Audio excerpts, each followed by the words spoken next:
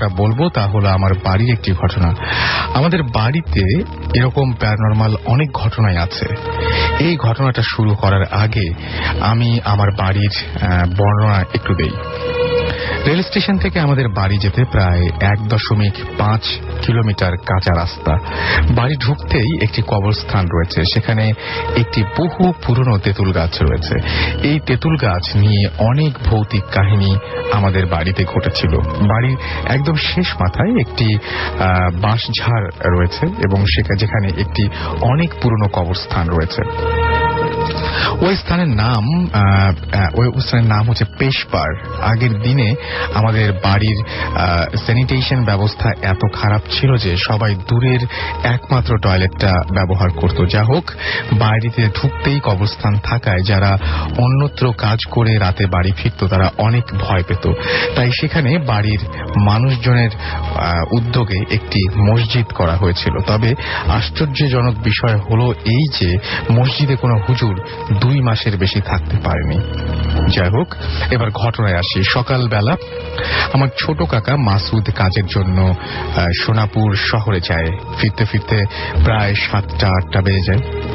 প্রতিদিনের মতো ওনার কাজে সকালে বের হওয়ার সময় দেখলেন মসজিদের পাশে ওনার বড় চাচা মোতালেব আহমেদ পড়ে আছে। যেহেতু উনি সকাল সকাল কাজে চলে যেতেন, সেহেতু উনি প্রথমে মোতালেব চাচাকে দেখলেন এবং বাড়ির সবাইকে ডাক দিলেন। তখন বাড়ির অন্যান্য পুরুষ মানুষ এসে মোতালেব চাচাকে হসপিটালে নিয়ে গেলেন এবং আমার কাকা তার কাজে চলে গেলেন।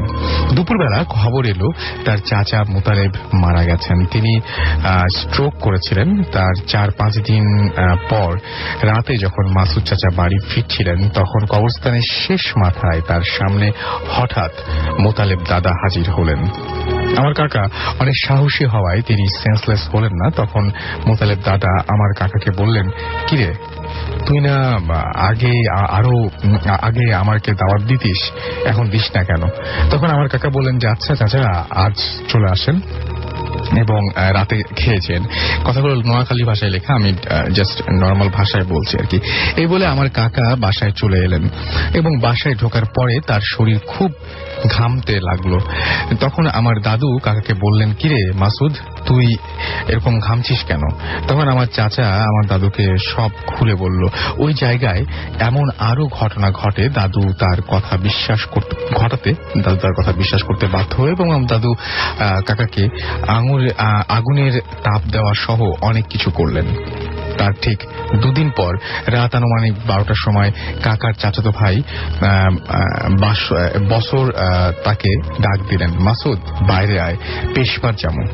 কাকা ভাবলো যে রাতে হয়তো বাথরুমে যাবে, একা ভয় পাচ্ছে, এ কারণে হয়তো ডাক দিচ্ছে। যাক, কাকা আমার দাদুকে 10 মিনিটের কথা বলে বের হলো এবং বছর কাকা আগে হাঁটছিল এবং মাসুদ কাকা পিছন পিছন যাচ্ছিল। হঠাৎ কাকা সামনে তাকিয়ে দেখলেন বছর কাকা নেই। তিনি তখন ভয় পেয়ে গেলেন, কারণ বছর কাকাকে যেখান থেকে হারালেন তার পাশেই পুরনো কবরস্থান। হঠাৎ কাকার ঘাড়ে হাত পড়ল। কাকা পেছন ফিরে দেখলেন সেই মোতালেব দাদা। তিনি বললেন যে সেদিন আসতে পারিনি, তুই অসুস্থ ছিলি, আজকে আসলাম।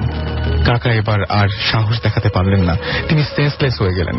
তার আনুমানিক 40 মিনিট পর আমার কাকা কাকা না ফিরায় সবাই লাঠি সোটা নিয়ে পেশপাড় দিয়ে গেলেন এবং দেখলেন আমার কাকার মাথার নিচের দিকে এবং পাটা ওপরের দিকে হেলানো অবস্থায় পড়ে আছে। পরের দিন দুপুরে কাকার সেন্স ফিরলে তিনি সবাইকে রাতের ঘটনা খুলে বললেন এবং আমার গ্রামের একজন সাঁওতাল ছিলেন, তার কাছে কাকাকে নিয়ে যাওয়া হলো, কারণ সাঁওতাল লোকটি সবকিছু বলতে পারতেন। তখন তিনি বললেন, তোদের বাড়িতে যে মোতালেব মারা গেছে তার শেষ ইচ্ছা তোরা পূরণ করিস নাই। উল্লেখ্য যে মোতালেব সম্পর্কে কিন্তু ওই সাঁওতালকে কিছুই বলা হয়নি। তিনি বললেন যে যেখানে তোরা মাসুদকে পাইছিস সেখানে মোতালেবের বাবা মার কবর ছিল। মোতালেবের শেষ ইচ্ছা ছিল তাকে যেন সেখানে কবর দেওয়া হয়, কিন্তু তোরা সেখানে কবর দিসনি। আর যদি একটু পরে যেতিস তাহলে সেখানে লাশ পাওয়া যেত।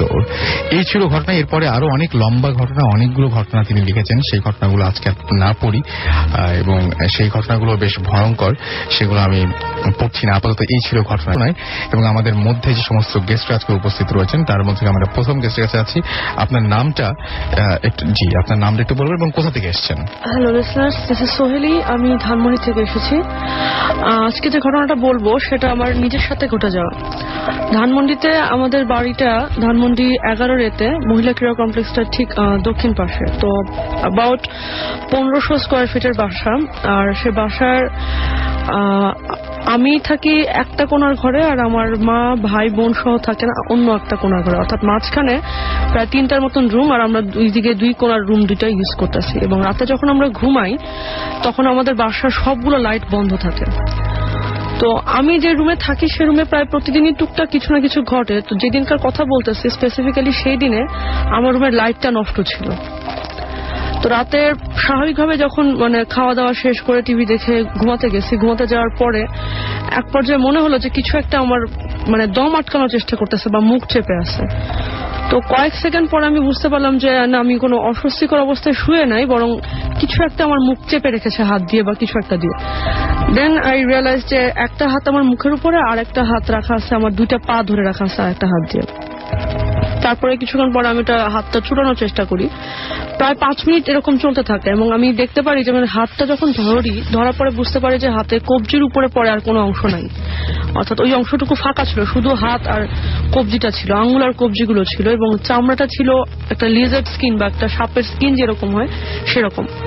তো অনেকক্ষণ চেষ্টা করার পর সেই হাতটা আমি কিছুতেই সরিয়ে উঠতে পারছিলাম না। আর আমি চেষ্টা করতেছিলাম যে আমার ঘাড়ের কাছে আমার ফোন রাখা ছিল, যেখানে লাস্ট কলটা আমার মাকে দেওয়া ছিল। তো আমি চেষ্টা করছিলাম যে কোনোভাবে যদি আমি আমার মাকে কল দিতে পারি তাহলে মা বুঝতে পারবেন যে আমি প্রবলেমে আছি, উনি হয়তো চলে আসবেন হেল্প করার জন্য। বাট আমি সেটাও করতে পারছিলাম না। তো ফাইনালি যখন সবকিছুতে ব্যর্থ হয়ে গেলাম আমি আয়াতুল কুরসি পড়তে শুরু করি। আর আমি রিয়েলাইজ করি যে আয়াতুল কুরসি পড়তে পড়তে আমি শোয়া অবস্থা থেকে উঠে বসে যাই, অ্যান্ড দেন হঠাৎ করে কিছু একটা আমার মুখের এবং হাত পায়ের উপর থেকে সরে যায়। তো তারপর আমি বুঝতে পারলাম যে হ্যাঁ, কিছু একটা ছিল এবং সেটা চলে গেছে, এবং আমি ঘুমিয়েও ছিলাম না, এটা কোনো স্বপ্নও ছিল না। বা আমরা যেটা বলি যে বোবা ভূতে ধরে, এ ধরনের না, কারণ বোবা ভূতেও আমাকে অনেকবার ধরছে এবং আমি দেখতে পারছি, বুঝতে পারছি যে তখন সিচুয়েশনটা ডিফারেন্ট ছিল। অর্থাৎ মনে হয়েছে যে আমি অন্য কোনো একটা ওয়ার্ল্ডে ছিলাম বা সামথিং ওয়াজ নট প্র্যাকটিক্যাল বা নর্মাল। সো এই ঘটনাটা পুরোপুরি সজাগ অবস্থায় ঘটছে। আর আমি আয়াতুল কুরসি পড়ে যখন উঠে পড়ছি তারপর আমি আশপাশ তাকায় দেখছিলাম, আমার মনে হচ্ছিল যে কিছু একটা দেখতে পাবো, কিন্তু আমি কিছু দেখতে পাইনি সেখানে। বাট আমি পিছন দিকে তাকানোর সাহস পাচ্ছিলাম না। তো এরপরে আমি যেটা করছি, আমি উঠে সোজা আমার বাথরুমের লাইটটা অন করছি, বিকজ কিছুটা আলোর দরকার ছিল, আর মোবাইলের আলোটা এনফ ছিল না। তারপরে আমি পাশের রুমের দরজাটা খুলে আমার বোনের রুমে গেছি, ওই লাইটটা অন করছি। আবার দরজা খুলে আমাদের ডাইনিং এর লাইটটা অন করছি। দেন আমার মার রুম, ওইখানে যে লাইটটা অন করে সোজা মাকে বলছে যে আম্মু আমি ভয় পাইছি। অ্যান্ড দেন আমি আর নড়তে পারিনি। আম্মু বুঝতে পারছে যে এরকম ভাবে যখন আমি এসে বলছি ইট মিনস যে আমি রিয়েলি স্কেয়ার্ড। তো এরপর উনি বলছে যে ঠিক আছে তোমার বালিশ নিয়ে এসে এই ঘরে থাকো। বাট আমি যখন ঘুরছি বালিশ আনতে যাওয়ার জন্য, আমি বালিশ আনতে যেতে পারিনি। তখন আমি বাধ্য হয়েছি আমার বোন সাথে এবং প্লাস কাজের মেয়েকে নিয়ে গেছি, বিকজ আমার মনে হচ্ছিল যে আমার সাথে যদি একজন থাকে এটা এনাফ হবে না। তো সাথে আমি আরেকজনকে নিয়ে গেছি, দেন বালিশ এনে আম্মুর কাছে থাকতে হচ্ছে। তো এরপরেও আমি একা থাকছি ঘরে, সেরকম বড় কিছু ঘটেনি। এই ঘটনাটাই বড় ছিল। তো থ্যাংক ইউ, এটাই ঘটনা ছিল আমার। নাম বলবেন, কোথা থেকে এসেছেন? হ্যালো লিসনার্স, আমি রিয়াদ, আমি মিরপুর থেকে এসেছি। আমার যে ফার্স্ট ঘটনাটা, এটা ঘটেছে আমার নানুর সবচেয়ে ছোট ভাইয়ের সাথে। উনি যেখানে থাকতেন এটা ঢাকা সরকারের রেস্ট্রিক্টেড এরিয়া, আমি নামটা বলছি না। ওনার বাসার সামনে একটা ঘোড়ার রাস্তা বলাচ্ছে, উনি যে কোয়ার্টারে থাকতেন। একদিন উনি গ্রাম থেকে একটা নতুন মেয়েকে নিয়ে আসছেন কাজ করার জন্য। এখন সে নর্মালি কাজ করছে কিচেনের মধ্যে। হঠাৎ করে সে কিচেনের যে উইন্ডোটা আছে তার দিয়ে বাইরে তাকিয়ে দেখলো যে একটা কালো ড্রেস পরা কিছু তাকে ডাকছে, তার চোখগুলো জল জল করছিল। সে নর্মালি এটা দেখে গেটের কাছে গিয়ে গেটটা খুলে বের হয়ে যেতে চাইলো। যে তখন আমার যে নানু উনি বললেন তুমি কই যাচ্ছ? বলে আমাকে ডাকছে। বলে কি ডাকছে? বলে পুকুর পাড়ে আসতেন, আমাকে ডাকছে, আমাকে যেতে দেন। উনি যখন না করলো তখন সে জোর করে যেতে চাইলো। তখন উনি আটকাতে চাইলেন, কিন্তু খেয়াল করলেন তার গায়ে অস্বাভাবিক শক্তি, যেটা একটা ছোট মেয়ের গায়ে থাকার কথা না। তখন তিনি দরজার মধ্যে তালা লাগিয়ে দিলেন। তালা লাগিয়ে উনি কাজ টাজ করছেন, আর আমার নানাকে কল করলেন যে এরকম হচ্ছে। এটা শুনে আমার নানা বাসায় আসলেন আর একটু পানি পড়া নিয়ে আসলেন একজন পিয়ারের কাছ থেকে। ওইটা দেওয়ার পর সে এমন ভাবে নানুর দিকে তাকাচ্ছিল মনে হচ্ছে এখন একটু কিছু করে ফেলবে, কিন্তু সে কিছু করলো না। আর তাকে পরে ঘুমের ওষুধ দিয়ে ঘুম পাইয়ে দেওয়া হলো। পরের দিন সকালে যখন উঠলো, উঠে আবার জিজ্ঞেস করলো তুই এরকম করছিলি কেন? বলে আমাকে ডাকছিল। আপনি কেন যেতে দিলেন না? বলে তোকে ডাকছিল, আমিও তো ছিলাম, আমাকে তো ডাকলো না। বলে না, আমাকে ডাকছিল। এরপর তাকে গ্রামে পাঠিয়ে দেওয়া হয়। কিন্তু মেন ঘটনা শুরু হয় তারপর থেকেই। দেখা যাচ্ছে কি একদিন হঠাৎ করে কিচেনে কাজ করছে, কিচেনে কাজ করার অবস্থায় কোনো রিজন ছাড়া একটা কাপ পড়ে গেল, কাপ পড়ে ভেঙে গেল। বা কেউ কোথাও যাচ্ছে, হঠাৎ করে একটা দেখলো কাপড় আসছে সামনে, কাপড়টাতে হঠাৎ করে আগুন জ্বলে গেছে, কোনো রিজন নেই। এরকম প্রায় প্রতিদিনই হচ্ছে, কাপ পেজ ভাঙছে, কাপড় আগুন জ্বলে যাচ্ছে, এটা প্রতিদিনকার ঘটনা। একদিন আমার নানা বা রিলেটিভ ওরা গেছে, যে সব কথা শুনে ওরা ভাবছে ফাজলামি করে কেউ বলছে, বলে চলো আজকে গিয়ে ভূত দেখবো। ওরা গেছে, যাওয়ার পর ড্রয়িং রুমে বসে আছে, ড্রয়িং রুমে সব আড্ডা দিচ্ছে। তখন বলে কই ভূত? ভূত তো দেখলাম না, এতক্ষণ ধরে আছি। হঠাৎ করে দেখে যে শূন্যের মধ্যে কোনো সোর্স ছাড়া আগুন জ্বলছে। কিন্তু সবচেয়ে ভয়ঙ্কর বিষয়, আগুন সচরাচর শিখা সবসময় থেকে উপরের দিকে, নিচের দিকে থাকা অসম্ভব, কিন্তু আগুনের শিখাটা ছিল সেখানে নিচের দিকে। আর এটা শূন্যের মধ্যে ভাসছিল কোনো প্রকার সোর্স ছাড়া। এটা দেখে তোরা পুরোপুরি থান্ডার, এটা কি দেখলাম, ওরা বের হয়ে গেছে বাসা থেকে, ওরা থাকে নেই। তারপরে বিভিন্ন অস্বাভাবিক ঘটনা ঘটেই চলছে। প্রতিদিন রাত আমার নানা নামাজ পড়ার জন্য সব ভোরে উঠতেন। ভোরে উঠে দেখেন যে ড্রয়িং রুমে যত কুশন আছে সবগুলো নিচে পড়া, একটারও কাভার নাই। আর ওনার মোবাইলটা নিচে পড়ে থাকতো, সিমটা খোলা। প্রত্যেক দিনকার ঘটনা এটা। একদিন আমার নানি দেখছেন যে দেয়ালের মধ্যে একটা গণেশের মতন একটা মূর্তি আঁকা, আর পাশের লেখা কাঁচা হাতে কবে যাবি। এই ঘটনা দেখার পর তো কেউ স্বাভাবিক থাকতে পারে না, এরকম এতগুলো প্যারানর্মাল অ্যাক্টিভিটি। পরে একদিন আমার খালা হাঁটছেন, বাসাটা যথেষ্ট বড় ছিল, এক কর্নার থেকে আর এক কর্নার যথেষ্ট বড়। উনি ড্রয়িং রুমের সামনে দিয়ে যাওয়ার সময় দেখে সাদা শাড়ি পরে একটা কিছু ড্রয়িং রুমে বসে আছে, তখন অন্ধকার ছিল, জাস্ট বোঝা যাচ্ছিল শেপটা।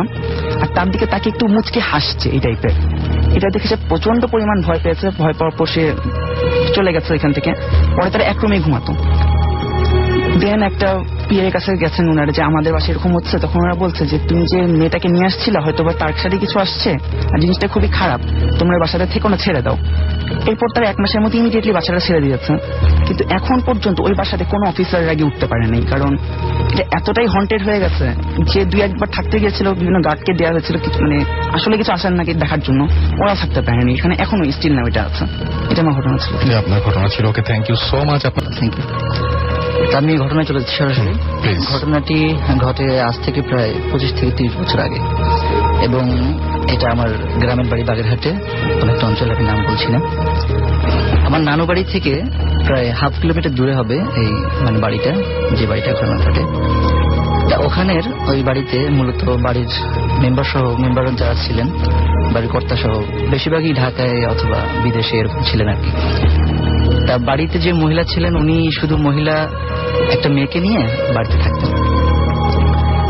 তা বৃদ্ধ মহিলা, মোটামুটি বয়স হয়েছে। এক পর্যায়ে হয় কি, মহিলার মানে প্রচন্ড অসুখ হয়। অসুখ হয়, তা তৎক্ষণিক আর তাকে খুব ভালো ডাক্তার না দেখিয়ে এলাকার যে ডাক্তার আছে তাকে দেখানো হয়। তাকে দেখানোর পরে মোটামুটি কিছুদিন সে ভালো ছিল। যে সমস্যাটা হয় কি হয় জানি না। তা ডাক্তার পরে মানে 2 সপ্তাহ 3 সপ্তাহ পরে এটা বাড়তে থাকে আস্তে আস্তে, মানে দেখা যায় সে মারাত্মকভাবে অসুস্থ হয়ে পড়ছে। এক পর্যায়ে তাকে ঢাকায় নিয়ে আসা হয়। ঢাকায় নিয়ে এসে তাকে ট্রিটমেন্ট করানো হয়, এবং ট্রিটমেন্ট বলতে ডাক্তার দেখানোর পরে সে বলে যে আপনার ক্যান্সার হয়ে গেছে, এবং মানে অবস্থা খুবই খারাপ, মানে বাঁচবে না। সে হয়তো টাইম দিছিল যে মানে হয়তো 2 মাস 1 মাস বাঁচবে আর কি এরকম। তা তখন হয় কি যে, এবং পরিস্থিতি আস্তে আস্তে খারাপ হচ্ছে। এক পর্যায়ে দেখা যায় মানে তার ভিতরটা, ফুসফুসটা নাকি পচে গেছিল, আমরা যতটুকু শুনেছি। এবং মানে ভিতর থেকে প্রচন্ড রকম গন্ধ বেরোতো, খারাপ ব্যাড স্মেল বেরোতো। এবং আরো অবস্থা খারাপ হয় মরার ঠিক 2 সপ্তাহ অথবা 10 দিন আগে থেকে, যে তার ভিতরে পোকা হয়ে যায়। এমন একটা অবস্থা হয় যে পোকা জন্ম নেয় ভিতরে। যাক, তারপরে এক সময় হয়তো সে মারা যায়, এবং মারা যাওয়ার পরে আসলে মুসলিম রীতি অনুযায়ী আমাদের যে মানে সৎকারগুলো আছে, যে গোসল, তারপরে দাফন কাফন, জানাজা হয়তো ঠিক মতো হয়েছিল, কিন্তু গোসল, দাফন কাফন এগুলো আসলে অত ভালো করে হয়নি। কারণ মানে রোগী মানে যে মারা গেছে সে মানে এমন পর্যায়ে ছিল, আমরা আসলে চিন্তা করলে বুঝতে পারবো যে উনি আপনার একটা ব্যাড স্মেল বেরোচ্ছে, তার ভিতরে পোকা হয়ে গেছে, তার কতটুকু সৎকার হবে ভালো। যাক, এভাবে আর কি তারে মানে কবর দেওয়া হয়, দাফন করা হয়। ঘটনা এর পর থেকেই শুরু। মূলত যে তার বাড়ি ছিল আপনার না, তার কবরটা ছিল রাস্তা থেকে পাশে এবং বাড়ির ডাইন আর সাইডে, একটু কাছ থেকে কথা বলতে হবে আপনাকে। রাস্তা থেকে পাশে এবং বাড়ির ডাইন সাইডে। তা ওই উনি যে মেয়েটা ছিল, ওই মেয়েটাকে উনি খুব ভালোবাসতেন, কারণ মেয়েটাই ছিল উনির সাথে, ফ্যামিলি অন্য মেম্বার্সরা বাড়িতে থাকতো না। তা ওই মেয়েকে উনি প্রায় স্বপ্ন, মানে মেয়েটা স্বপ্ন দেখতো প্রায়, যে বলছেন যে তোরা আমাকে আর কত কষ্ট দিবি, হ্যাঁ আমার তো আর ভালো লাগছে না, সারা জীবন জ্বালিয়ে এসেছিস, এখনো কি জ্বালাবি, হ্যাঁ মানে এই ধরনের কথাগুলো আর কি। তা তখন এটা নিয়ে আর তেমন তখন কোনো চিন্তা ভাবনা করা হয়নি। তারপরে ইয়েকে জানানো হয় ওই, এবং না আরেকটা কথা, যে ওই সময় আরো কিছু মানে ভয়ানক ঘটনা ঘটতে থাকে।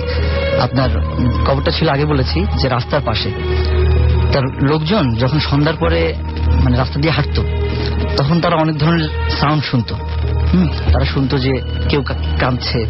তারপরে আরেকটা ঘটনা ঘটতো যে রাস্তা দিয়ে যখন ভ্যান যেত, সাধারণত গ্রামের রাস্তাগুলো কিন্তু ভ্যান ছাড়া কিছু চলে না, আর আমাদের এলাকায় ওখানে গ্রামে ভ্যান চলে। তো ওই ভ্যান দেখা যেত যে অর্ধেক রাস্তা পর্যন্ত যে কবরের বরাবর যে আর যাচ্ছে না ভ্যান, ভ্যান মানে স্টপ হয়ে গেছে। তো এই ধরনের ওয়েট ঘটনাটা ঘটতো। তো এক পর্যায়ে আসলে ফ্যামিলি মেম্বার্সরা এটা নিয়ে আসলে খুব মানে চিন্তিত যে কি হলো আসলে, আমার এগুলো কেন হচ্ছে, মানে এই ধরনের। তখন তারা এক হুজুরের কাছে যায়, আমাদের একটা মসজিদের হুজুর, বেশ ফরেজগার উনি। তা উনির কাছে যাওয়ার পরে উনি সবকিছু শুনে টুনে একটা ডিসিশন দেয় যে আমার তো নামতে হবে, কবরের ভিতর দেখতে হবে যে কি হয়েছে আসলে ভিতরে। যেই কথা তো সেই কাজ। তা সবাই আছে, লোকজন অনেক দেখছে, মানে অনেক প্রত্যক্ষদর্শী আছে, তা সবাই সামনে আছে। তো হুজুর ওই মুহূর্তে নামলো, কবর খোঁড়া হলো। কবর খোঁড়ার পরে নেমে ভিতরে, মানে প্রথমে হুজুর কাউকে দেখেনি, জাস্ট নিচে নামার পরে দেখে যে কবরটা প্রশস্ত হয়ে গেছে, হ্যাঁ মানে অনেক ভিতরে অনেক জায়গা। এক কোনায় ওই মহিলাটা বসা ছিল, মানে বসা ছিল দুই হাঁটু মানে জড়িয়ে ধরে, মাথাটা বসা ছিল, হ্যাঁ বসা ছিল, না বসা, সে অলরেডি বসা, খুব মানে এক কোনায়, কবরের এক কোনায়। এবং কবরের মানে স্পেসটা কিন্তু অনেক বড়, হ্যাঁ মানে কবরের যে 3.5 হাত জায়গা আমরা জানি, ওটা না, সে স্পেসটা অনেক বড় হয়ে গেছে ভিতরের। তা ওই মুহূর্তে হুজুর ওইটা দেখে যখন মানে হুজুর নিচে নামে নাই, জাস্ট মানে এরকম তাকাইছে ভিতরে, তাকানোর পরেই মানে হুজুরকে একটা ভেঙসি কাটছে, মানে মানে মুখ হাসি দিচ্ছে একটা, মানে খুব বিশ্রী ভাবে হাসি দেওয়ার পরে মানে হুজুর মানে আসলে ওই হাসিটার জন্য প্রস্তুত ছিল না। হ্যাঁ তখন হুজুর সেন্সলেস হয়ে পড়ে উপরে, কিন্তু হুজুর উপরেই ছিল। তা আমাদের ওখানে এবার একটা মানে বড় মসজিদ আছে, উনি এখনো বেঁচে আছেন, ওই ইমাম সাহেব। ঘটনাটা কিন্তু 25 বছর আগে এখন বলছি, কিন্তু ওই ইমাম সাহেব এখনো বেঁচে আছে। আমার সাথে এবার বাড়ি গেলেও দেখা হয়েছে তার সাথে। তা ওই ইমাম সাহেব ছিলেন খুব সাহসী। তা তৎক্ষণিক ওই ইমাম সাহেবের ডাকে আনা হয়, মানে ওই অবস্থায় লোকজন সবাই আছে ওখানে দাঁড়ানো, ওই অবস্থায় ডাকে আনা হয়। তা ইমাম সাহেব দেখে চিন্তা করেন যে হ্যাঁ ঠিক আছে, যেটা করছে সেটাই ঠিক, কবর তো আসলে ভিতরে ঢুকতে হবে, ভিতরে নেমে কিছু করতে হবে, মানে তাকে মোট কথা তার কাছ থেকে। তা হুজুর যেটা করে যে হুজুর নামেই দেখতে পায় যে কাফনের কাপড় যে টুকরোগুলো ছিল, মানে সেটা প্রায় তার মুখের মধ্যে। তা হুজুর যেটা বলে, তৎক্ষণিক ওইখানে যারা ছিলেন তারা শুনছে যে মানে এই কাফনের কাপড়টুকু যদি পুরা সে খেয়ে ফেলতে পারে, তাহলে তাকে আর কন্ট্রোলে আনা যাবে না, সে মানে মারাত্মক পর্যায়ে পৌঁছে যাবে। কিন্তু এখনো যদি কাফনের কাপড়গুলো মুখ থেকে বের করে ফেলা যায়, তাহলে তারে বাঁচানো যাবে, মানে তারে মানে সে যে অবস্থায় আছে সে পর্যন্ত রাখা যাবে। তা হুজুর খুব সাহসী ছিলেন, উনি আসলেই খুব সাহসী ফরেজগার মানুষ। উনি কবরের মধ্যে নেমে যান এবং সবাইকে বলে যান যে উপরের, যে আমি যদি সেন্সলেস হয়ে পড়ি, মানে বলা যায় না, আমি যদি সেন্সলেস হয়ে পড়ি আমাকে তোমরা ট্রেনে তুলে ফেলবা, কারণ এখানে যদি আমি থাকি আমার সমস্যা হবে। জাস্ট তারপরে হুজুর নামলেন। নিচে নামার পরে মানে ওই হুজুরকেও নাকি হুজুরকে দেখার পরেও সে কি রকম হাসি দিছে, খারাপ ইয়ে করে।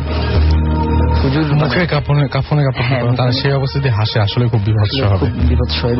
এবং তার আমি যতটুকু শুনছি, মানে এটা আমার নানুর কাছ থেকে শোনা, তো নানু বলছে যে ওই সময় নাকি তার মুখে মানে গোশত ছিল না, হ্যাঁ মুখে যে ফেস যে একটা স্ট্রাকচার আছে ওটা ভালো মতো ছিল না, হ্যাঁ মানে অনেকটা ইয়ে হয়ে গেছে এই টাইপের। ওই যে মানে প্রথমেই বললাম যে মানে অসুস্থ হয়ে গেছে। যাক, তারপরে হুজুর করলেন কি, ওই টুকরোগুলো সব বের করলেন মুখ থেকে খুব সাহসিকতার সাথে, আসলেই উনি খুব সাহসী। বের করার পর তারপরে ওই মানে দেহটা নিস্তেজ হয়ে যায়। এখানে একটা কথা আমি আসলে শুনছি, আমার এক আন্টির কাছে শুনছি এটা, যে মানে একই কাহিনী সেম, যে তার তখন নাকি তাকে মানে ওই যে বড় বড় যে লোহা আছে না, এত বড় বড় গ্রামের বাড়িতে ইয়া লাগানোর সময় লাগে এগুলো, ওইগুলো নাকি চেপে দেওয়া হয়েছিল দুইটা তার ভিতরে। হ্যাঁ, গজাল, যেটা গজাল লোহা, হ্যাঁ গজাল লোহা আছে, ঠিক গজাল লোহা যেগুলো আছে, দুইটা লোহা নাকি বুকের উপর চেপে দেওয়া হয়েছিল, এখানে একটা এখানে একটা, মানে যাতে সে উঠতে না পারে। হ্যাঁ, তবে এটা আবার নানুর কাছ থেকে শুনি। তারপরে আর কি, তবে আপনাদের ওই গ্রামে এই ঘটনাটা চালু আছে, হ্যাঁ সবাই জানে এবং সবাই জানে, এবং এই আর কি। ওকে, থ্যাংক ইউ সো মাচ আপনার ঘটনার জন্য।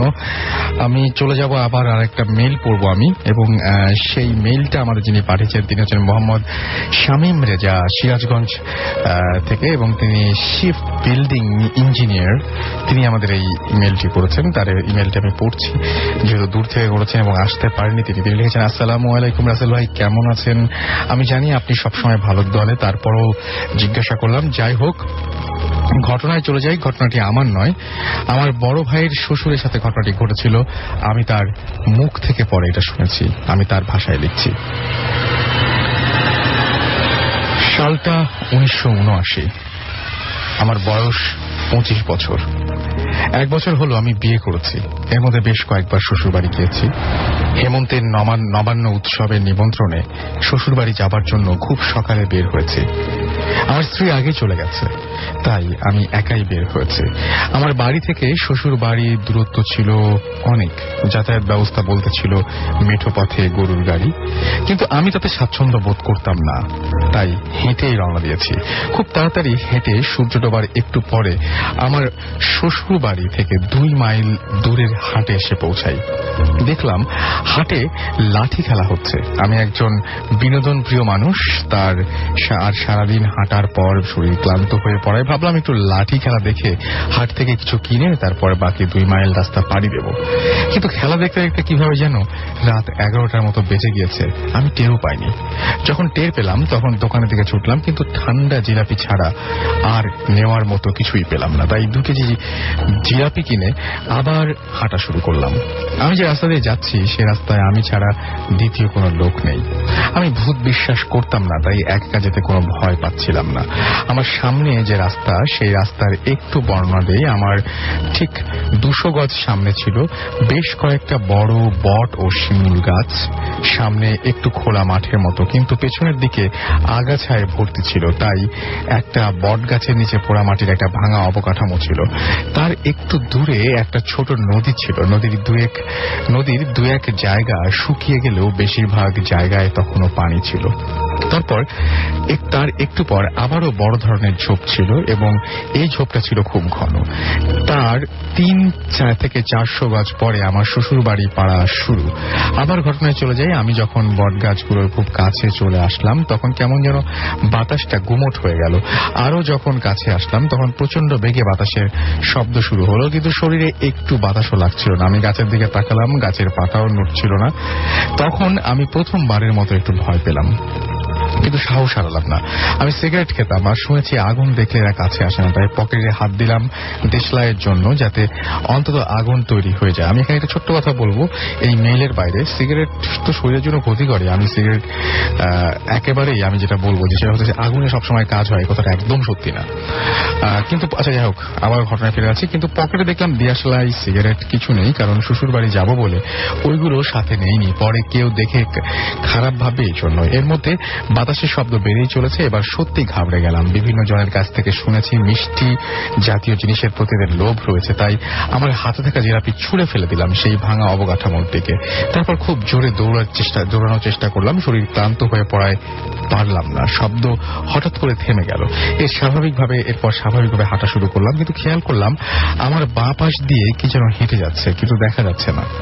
এরপর আমি দোয়া দুরুদ যা জানা ছিল পড়তে লাগলাম আর জোরে জোরে হাঁটা শুরু করলাম। তারপর নদীর কাছে এসে পড়লাম, কিন্তু শুকনা জায়গা দিয়ে নদী পার হচ্ছি, কিন্তু খেয়াল করলাম আমার বাঁ পাশে নদীর পানিতে অস্বাভাবিক রকমের শব্দ হচ্ছে। মনে হলো 4-5 জন মানুষ যদি হাঁটু পানির ভেতর খুব জোরে জোরে হেঁটে যায় তাহলে যেরকম শব্দ হবে কেউ সেভাবে পার হচ্ছে। আমি দৌড়ে নদীর এপারের জঙ্গলের সামনে এসে পড়লাম। হঠাৎ করে আমার চোখ আটকে গেল। আমি থমকে দাঁড়ালাম, যা দেখলাম 2 চোখে বিশ্বাস করতে পারলাম না। দেখলাম আমার একটু সামনে রাস্তার মাঝখানে সাদা কাপড় পরা 5 ফুট 8 ইঞ্চি বা 5 ফুট 10 ইঞ্চি লম্বা একটা কঙ্কাল 2 হাত ছড়িয়ে আমার দিকে দাঁড়িয়ে আছে। তার বুক থেকে পা পর্যন্ত সাদা কাপড় ছিল, কিন্তু গলা ও মাথায় হাড় ছাড়া আর কিছু ছিল না। হাত ছড়িয়ে থাকার কারণে সেটাকে বিশাল আকৃতি দেখাচ্ছিল। আমি যেন ভয়ে জমে গেলাম। তারপর সে কেমন যেন মুখ বাঁকা করে শব্দহীন হাসি হেসে আমার দিকে পা বাড়ালো। মুখটা এমন বিকৃত হয়ে গেল যে কেউ দেখে ঠিক থাকতে পারবে না। আমার হাত পা অবশ হয়ে গেল। আমি কি করব কিছু বুঝে ওঠার আগেই সে আরো একটা পা বাড়ালো।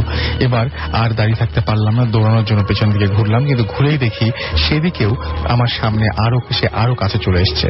আমি আর ঠিক থাকতে পারলাম না, চিৎকার করার চেষ্টা করলাম, কিন্তু মুখ দিয়ে কোনো শব্দ বের হয়েছিল কিনা আমি জানি না। আমার যখন হুঁশ হলো তখন দেখলাম আমি আমার শ্বশুর বাড়িতে শুয়ে আছি। আমার চারপাশে অনেক মানুষ, আমার স্ত্রী কাঁদছে। পরে আমার স্ত্রীর কাছে শুনলাম পোলক দিয়ে মাছ ধরতে যাওয়া 3 জন লোক আমার চিৎকার শুনে আমাকে উদ্ধার করে নিয়ে এসেছে। এরপর টানা 3 বছর আমি শ্বশুর বাড়ি যাইনি। এই ছিল ঘটনা, এবং শুরু করেছিলেন তার কাছে বলবো যে আপনার বোনকে নিয়ে একটা ঘটনা রয়েছে, সেই ঘটনাটা আমরা একটু জানতে চাই। আর একবার নাম বলতে হবে। সোহিনী। আর ঘটনাটা খুব বেশি বড় না, আমার বোনকে নিয়ে ঘটেছে। মানে আমার মা আমার ছোট ভাইকে নিয়ে স্কুলে চলে যান সকালে, আর আমি অফিসে যাই। তো ওই টাইমটাতে আমার বোন বাসায় একা ছিল সেদিন। আচ্ছা। সো সে যখন একা ছিল, একা থাকার পরে সে টুকটাক ঘরে কাজটা ছেড়ে এক পর্যায়ে তার রুমে যে বসে এবং বিছানায় যে বসে। সো বসার কিছুক্ষণ পরে সে খেয়াল করে যে সামনে যে ড্রেসিং টেবিলের মিররটা আছে, মিররের সামনে একটা শ্যাডো হেঁটে যায়। আচ্ছা। তো ও ধারণা করে যে বাইরে অনেক গাড়ি চলাচল করছে, হয়তো বা এটা কোনো একটা গাড়ি রিফ্লেকশনে বা কিছু একটা সে ভুল দেখেছে। তো কিছুক্ষণ পরে সে খেয়াল করে দেখে যে আরো যাচ্ছে এবং খুব রেগুলার বেসিসে 2-3 বার করে এটা যাতায়াত করতেছে। That time she got scared, এবং সে এত ভয় পায় যে সে চোখ বন্ধ করে ফেলে এবং সে মোরালেস একটা প্রমিস করে যে আমি চোখ খুলবো না, আমি দেখবো না যে কি হচ্ছে।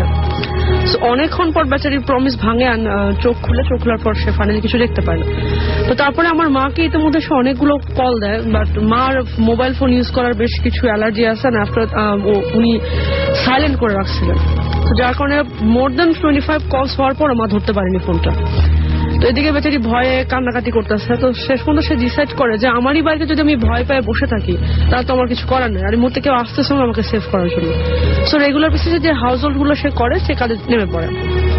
সে চাল ধুতে যায়, তখন সে আবার খেয়াল করে যে মাথার উপর দিয়ে ঘাড় বাঁকা করে একটা শ্যাডো তার দিকে তাকায় আছে। মানে কিছু ক্ষতি করছে না বা কিছু করতেছে না, বাট সে স্পষ্ট দেখতেছে একটা শ্যাডো তার মাথার উপর দিয়ে আসছে বাঁকা হয়ে। তো ওখান থেকেও সে বের হয়ে আসেন। বের হয়ে আসার পরে সে গোসল টোসল করে নামাজ পড়তে যায়। নামাজ পড়তে যাওয়ার পর তখন সে আবার বলতেছে যে আবার দেখতে পাচ্ছে যে পিছন থেকে তাকে ধাক্কা দেওয়ার চেষ্টা করতেছে, বাট ফাইনালি তারা ধাক্কা দেয় না। অ্যান্ড ওই দিনটা সে মোটামুটি ভাবে সার্ভাইভ করে যায়। তো এরকম শ্যাডো সে মাঝে মধ্যে দেখে। একদিন এরকমও দেখছে যে আমাদের বাসায় 2টা আর্চ আছে, 2টা পিলার করা আছে ভিতরে। তো আর্চের মধ্যে একটা পিলারে সে হঠাৎ করে দেখে যে ওরকমই যে কবজির উপরে কিছু দূর পর্যন্ত একটা নর্মাল হাত, জাস্ট পিলারের উপরে এরকম করে হাতটা দিয়ে আসছে অনেকক্ষণ যাবত। সেটা ওই সময় সে বাসায় একা ছিল একই রকম টাইমে। তারপরে সেটা দেখার পরে বেশ ভয় পাওয়ার পরে সে বলে যে আমি কোনোভাবে দৌড়ে মার ঘরে ঢুকে বিছানায় বলে আমি টার্গেট করে আসছে যেমনি হোক আমি বিছানায় উঠে শুয়ে পড়বো। এই যে আপনাদের বাসায় মাঝে মাঝে প্রবলেম হচ্ছে বা বিভিন্ন প্রবলেম আপনারা ফেস করছেন, এটার কারণ কোনদিন খুঁজতে গেছেন যে এটা কেন এরকম হচ্ছে? কারণ তো কখনো কারণ খুঁজে কি বের করবো, কত কিছু তো হতে পারে জিনিস। আচ্ছা, মানে আমি বলতে চাচ্ছি যে এই বাসার সাথে অন্য কোনো ঘটনা জড়িত কিনা? বাসার সাথে কিছু জড়িত না, বাট আমি আমার মা খালা ইভেন আমার নানির কাছে শুনছিলাম যে প্লট যদি বাঁকা হয়, যে প্লটে বাসা করা হয়েছে সে প্লট যদি কোনো কারণে বাঁকা হয়, অর্থাৎ 4টা দেয়াল আপনার সমান না হয়, সেক্ষেত্রে আপনার ওইসব বাসায় প্রবলেম হয়। আর আমাদের এই বাসার প্লটটা সমান না, অর্থাৎ একটা সাইডে আপনার যেখানে একটা 4টা দেয়াল দিয়ে যখন আপনি রুম করবেন ইউজুয়ালি 4টে সমকোণ হওয়া উচিত, বাট এখানে বাঁকা বলতে বোঝাচ্ছি যে কোনো একটা দেয়ালের কারণে একটা কোণ সমকোণ হয় নাই। এবং এই ধরনের বাঁকা যেখানে থাকে সেই সব জায়গায় ঝামেলা হয়। এবং আমাদের বাসাটা বেশ খানিকটা বাঁকা। ওকে। সো স্পেসিফিক্যালি আমার রুমটার দিকে বাঁকা বেশি এবং ওখানে প্রবলেম বেশি হচ্ছে। ফাইন। আর এছাড়া আর কোনো ঘটনা রয়েছে? আর কোনো ঘটনা আরো একটা আছে আমাদের একই বাসায় ঘটা। সেটা আমার বাবা মারা যাওয়ার মাস 5 পরে, আপনার ডিসেম্বর মাসের দিকে, 2010 সালে শীতের দিনের ঘটনা। তো আমি অ্যাজ ইউজুয়াল এই কর্নারের রুমে ঘুমাইছি আর ওই দিকের রুমে ঘুমাচ্ছে আমার মা ভাই বোন। তোমার বোন সেদিন রাতে প্রায় 2টা পর্যন্ত পড়াশোনা করে তারপরে সে ঘুমাতে যায়। তো ঘুমাতে গেলে আমার মা টের পাচ্ছে যে সে আসছে, এসে শুইছে। শোয়ার কিছুক্ষণ পরে আমার বোন এদিকে মানে আমার মার দিকে চেপে আসতেছে। তো আম্মু বলছে তুমি এমন করতেছো কেন, কি হয়েছে? বলে আম্মু জায়গা হচ্ছে না, একটু সরো। তারপরে সে আম্মু বলে যে আমি তো সরিয়ে শুইছি, কি সমস্যা কি হয়েছে তোমার, এরকম করতেছো কেন? তো সে কিছু বলে না। অ্যান্ড দেন সে আমার ছোট ভাইটা মাঝখানে শুয়ে আছে, ওইটারও কোনো কারণে ঘুম ভেঙে গেছে, ও আবার পিচ্ছি একদম। তো ওকে তখন ও বলতে, তোমার বোন বলতেছে যে ভাই আমি তোমার হাতটা একটু ধরি। তো ও আরো ও রাতের বেলা ঝগড়া করে দুজন মিলে, তো বলছে না তুই আমার হাত ধরবি না। তারপরে আমার বোন হাতাচ্ছে আমার আরেকটা মানে আমার মার হাত ধরার জন্য। তো আমার মা ইচ্ছা করতে পায় তার হাতটা বাড়ায় দেয়, দিলে আমার বোন সে হাতটা চেপে ধরে এবং আম্মু বলেছে যে সে প্রচন্ড প্রেশার দিচ্ছে আমার হাতের উপরে এবং সে এটা কেন দিচ্ছে আমি বুঝতেছি এবং আমি এটুকু টের পাচ্ছি যে সে কাঁপতেছে আর ঘাম হচ্ছে। তারপরে আম্মু জিজ্ঞেস করছে তোমার কি হয়েছে, তুমি এরকম কেন করতেছো? বলে আম্মু আব্বু পাশে এসে শুয়ে আছে। তো আব্বু ওই ইয়ারেরই জুলাই মাসে রোড অ্যাক্সিডেন্টে মারা যায়। তো আম্মু বলছে যে পাশে এসে শুয়ে আছে, মানে বলে হ্যাঁ আমাকে পাশে এসে শুয়ে আছে। তারপরে বলছে যে দাঁড়া আমি দেখতেছি। বলে না আব্বু আমাকে ধরে রাখছে, জড়ায় ধরে রাখছে। তো ওই সময় আমার ভাইয়েরও ঘুম ভেঙে যায়, সে অলরেডি উঠে বসে, অর্থাৎ কেউই তারা ঘুমের মধ্যে না। তো আম্মু আমার বোনকে মনে করতেছে তুমি ঘুমের মধ্যে আসো, ওকে ধাক্কা দিচ্ছে, তুমি ঘুমের মধ্যে আসো, তুমি উঠো, তুমি স্বপ্ন দেখতেছো। তো বলছে না আম্মু আমি ঘুমের মধ্যে নাই, ঘুমের মধ্যে থাকা তোমার সাথে কিভাবে কথা বলতেছি। তারপরে আম্মু বলতেছে যে আমার ভাইকে জিজ্ঞেস করছে যে বাবা তুমি কি তোমার আব্বুকে দেখতেছো? যে হ্যাঁ আম্মু ওই তো আব্বু শুয়ে আছে। মানে দুই ভাই বোনই দেখছে জিনিসটা। আচ্ছা। তারপরে আম্মু বলেছে যে আমি কিছুই দেখি নাই, আসলে আমার গায়ের লোম দাঁড়া যাচ্ছে। স্বাভাবিক। তো সে তখন আম্মু বলতেছে যে বেড সুইচ ছিল সেটা আমার ভাই বোনের উপর দিয়ে একটু মানে ডিঙিয়ে যাওয়া যেটাকে বলে, সে যে সুইচটা অন করে দেয়, বিছানা থেকে আর নামতে দেয়নি আমার বোন। তো সুইচটা অন করে দেওয়ার পরে আম্মু বলছে যে টুনি এখনই, আমার বোনের নাম টুনি, বলছে টুনি এখনই কি তোমার আব্বু আসছে সাথে? বলছে হ্যাঁ আম্মু আব্বুর সাথে আছে। আমার ভাইকে জিজ্ঞেস করছে যে ও কি তোমার আব্বুর সাথে আছে? বলেই তো টুনি আপুকে জড়ায় ধরে রাখছে। কিছুক্ষণ পরে আমার বোন হচ্ছে মানে সোজা হয়ে শোয়, বলে আম্মু আব্বু চলে গেছে। তারপর আমার বোনকে ভাইকে জিজ্ঞেস করে যে তোমার আব্বু আসছে? বলে না এই তো মাত্র চলে গেল আপুকে ছেড়ে, এখন আর কেউ নেই, এখন শুধু আমরা 3 জন নিয়ে আসছি ওর মধ্যে। তো এখন এইটার তো ভাইয়া কোনো এক্সপ্লেনেশন না, এটা আসলে কোনো এক্সপ্লেনেশন নাই। এবং এটা আব্বু মারা যাওয়ার প্রায় মাস 5 পরে ঘটনা, এমন যে আমরা শুনে থাকি যে 40 দিনের মধ্যে হইলে হয়তো অনেক সময় আত্মাটা ঘুরে বেড়ায়, একটা পসিবিলিটি থাকে বলে অনেকে মনে করে। হ্যাঁ মনে করে, বাট এটা একদম 5 মাস পরে। 5 মাস পরে মানে কবে আসবে, কিভাবে আসবেন কেউ এটা আসলে কেউ বলতে পারে না। এটা আসলে মানে একজন যিনি মারা গেছেন এবং আপনি কখনো দেখেছেন কি? আপনি কখনো? আমি দেখিনি, আমি স্বপ্নে দেখছি শুধু। আমি ভাবে আমার বাবাকে আমিও দেখিনি, আমার মাও দেখেনি। আচ্ছা। বাট আমি আর আমার মা মানে এভরিডে দেখতেছি স্বপ্নে। ইভেন আমারে উনি আসেন এবং এসে নিয়ে যেতে চান বারবার। ইভেন একদিন এরকমও দেখছি যে আমাকে নিয়ে যেতে যাচ্ছেন উনি, তখন মানে নিয়ে যাবেনি, প্রচন্ড রেগে আছেন কোনো কারণে, আমাকে হাত ধরে নিয়ে, আমি না করতেছি আমি যাবো না, উনি আমাকে জোর করছে না তোকে আমার সাথে যেতেই হবে। তো একবার যে আমার মা আসে এসে বলে, আমি স্বপ্নে দেখতেছি এটা যে না তুমি ওকে নিয়ে যাচ্ছ কেন, আমার সাথে যাবে। আর মা আমার বাবার সাথে ফাইট করে নিয়ে আসে, ঘুমের মধ্যে ছিল হয়তো, বা জানি এটা কি রেজাল্ট হইতো যদি আমি চলে যেতাম তার সাথে। ব্যাপারটা খুবই অদ্ভুত, আমি বলবো একদমই অদ্ভুত। যে আপনার ভাই বোনরা নিশ্চয়ই ছোট আপনার চাইতে? আমার বোনটা এত ছোট না, সে 2010 অর্থাৎ 3rd ইয়ারে উঠলো, বিএসসি 3rd ইয়ারে আসানো। আমি বলছি আপনার চাইতে ছোট। আপনার চাইতে ছোট। তার মানে ছোট ভাই বোন দুজনই একসাথে এই জিনিসটা দেখেছেন। আচ্ছা, ভাইটা বয়স কিরকম হবে? ভাইটার ওই সময় বয়স ছিল আপনার 8 বছর পার হয়ে গেছে। তার মানে বেশ ছোট। তার মানে ও যেটা দেখছে ওটা সামনাসামনি দেখছে। হ্যাঁ, ও তো বাংলায় বলার সেটাই। এবং সে যে ঘুমের ঘরে তা না, উঠে বসে আছে রীতিমতো, যখন ঘরে ঘটনা ঘটতেছে সে উঠে বসে। মানে এই ব্যাপারটা খুবই অদ্ভুত, আসলে খুবই অদ্ভুত। যাই হোক, থ্যাংক ইউ ঘটনা শেয়ার করেন। আপনার সাথে আবারও আপনার কাছে ফিরে আসবো, তার মাঝখানে কিছু SMS পার সেকেন্ড যে ঘটনা, সেই ঘটনাটা বলবেন। হ্যালো লিসনার্স, আমি রিয়াদ, মিরপুর থেকে। আমার সেকেন্ড যে ঘটনা, এটা হচ্ছে আমার আম্মুর সাথে ঘটা। আমি যখন হব মানে আমি আম্মু পেটে ছিলাম তখনকার ঘটনা। আম্মু তখন ময়মনসিংহে ছিলেন। ময়মনসিংহে থাকা অবস্থায় একদিন রাত্রেবেলায় উনি দরজার মধ্যে নখ শুনতে পেলেন। মনে হলো কেউ খুব জোরে জোরে নখ করছে দরজার মধ্যে। অনেক রাত হয়ে গেছিল বলে আম্মু খুলে নেই, কারণ এখন হয়তো হঠাৎ করেছে। কিন্তু সকালবেলায় উঠে উনি বাসার সবাইকে জিজ্ঞেস করলেন তোমরা কি কেউ দরজায় নক করেছিল? তখন সবাই বললো না তো, আমরা তো রাত্রে কেউ ওইদিকে যাইনি, নকও করিনি। আম্মু তো অবাক হলো। সেদিন আম্মু রাত্রে আর কিছু আব্বুকে কিছু বলেনি, জাস্ট শুয়ে পড়েছেন। সেদিন রাত্রেও সেম নক, সেরকম করে জোরে জোরে নক করছে। সেদিন আম্মু ভয় পেয়েছে, কিন্তু রাত্রে কাউকে জাগায়নি। পরের দিন সকালে উঠে আব্বুকে ঘটনাটা বলেছেন। আব্বু বলছে বাসাটা ছিল একতলা, আর ছাদে বলছে হয়তো বা ছাদে কোনো পাখি থাকে, ওই পাখিটা মনে হয় আওয়াজ করছে, এর জন্য এরকম হয়ে গেছে। আম্মু বললো কিন্তু পাখি আওয়াজ হলে এত জোরে নক করার কথা না। দেন থার্ড নাইটেও সেম ঘটনা, এরকম জোরে জোরে নক করছে দরজার মধ্যে। তখন আম্মু সিরিয়াসলি ভয় পেয়ে যায়, এমন আব্বুকে জাগায় যে জাগো। আব্বুকে জাগানোর পর আব্বুর ঘটনাটা শুনতে পেলো এবং আব্বু যে এত জোরে কে নক করবে রাত্রেবেলায়। পরের দিন সকালে উঠে আব্বু জিজ্ঞেস করলো সবাইকে যে কেউ কে নক করেছিল দরজায়, বললো না, কেউ নক করিনি আমরা। এটা করার পর আমার দাদি এবং আমার নানু দুজনকে আম্মু বলে, দুজনে অনেক দোয়া দূর পড়ার পর প্রায় 1 সপ্তাহ ধরে কন্টিনিউয়াসলি চলে রাত্রেবেলায়, আর প্রায় একই টাইমে 1টা থেকে 2টার মধ্যে নকটা হতো, এটা বন্ধ হয়েছে। কিন্তু এটার সাথে যে একটা ঘটনা, এটা এখন রিসেন্টলি আমাদের বাসায় যে বুয়াটা কাজ করেন, ওনার মেয়ে প্রেগনেন্ট থাকা অবস্থাও সেম এরকম দরজায় নক হতো। প্রায় 2-3 দিন এরকম কন্টিনিউয়াসলি নক হওয়ার পর একদিন সে গিয়ে দরজাটা খুলে দেয়। খুলে দেওয়ার পর সে কি দেখেছে সে জানে না, সে সাথে সাথে সেন্সলেস। সকালবেলায় তাকে যখন উঠে জিজ্ঞেস করে তুমি কি দেখেছিলে, কিছু দেখেছো? বলে আমি কিছু দেখিনি, আমি সেন্সলেস হয়ে গেছি। কিন্তু দুঃখের বিষয় হচ্ছে বাচ্চাটা হওয়ার 1 মাস পরে বাচ্চাটা মারা যায় কোনো রিজন ছাড়া। হঠাৎ করে পুরা শরীর নীল হয়ে যায়, নীল হয়ে কোনো কিছু বুঝে ওঠার আগে বাচ্চাটা মারা যায়। থ্যাংক ইউ, এটাই ছিল আপনার ঘটনা। ওকে, যে রাসেল ভাই, শুরুতেই আপনাকে জানাই রেডিও ফুর্তির সকল শ্রোতাকে জানাই আন্তরিক শুভেচ্ছা। আমি ভূত এফএমের একজন নিয়মিত শ্রোতা। আমার জীবনে ঘটে যাওয়া এবং শোনা এরকম অনেক ঘটনা রয়েছে, যার মধ্যে থেকে একটি আজ শেয়ার করতে চাচ্ছি। জানি না ভালো লাগবে কিনা। আজ যেটা বলতে চাচ্ছি সেটা আমার সাথে ঘটা কোনো ঘটনা নয়। আমি যখন এসএসসি এক্সাম দিব তার আগে আমার এক বন্ধুর টিচারের কাছে ইংলিশ গ্রামার দেখিয়ে নিতাম। ঘটনাটি ঘটে সেই টিচারের সাথে। টিচারের তার নাম ছিল সঞ্জিত রায়। তিনি তখন দিনাজপুর গভর্নমেন্ট কলেজে ইংলিশে মাস্টার্স করছিলেন। অত্যন্ত ভদ্র এবং মেধাবী স্টুডেন্ট ছিলেন তিনি। গ্রাম থেকে শহরে এসে মেসে থেকে পড়ালেখার পাশাপাশি টিউশনি করতেন। 1996 তার বড় বোনের বিয়ে হয় একটি প্রত্যন্ত গ্রামে।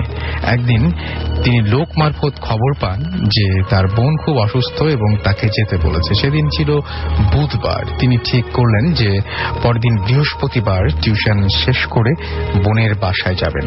তাই তিনি পরদিন সন্ধ্যায় টিউশন শেষ করে রওনা দেন এবং তখন ছিল বর্ষাকাল। এই বৃষ্টিও তেমন তখন ছিল বর্ষাকাল।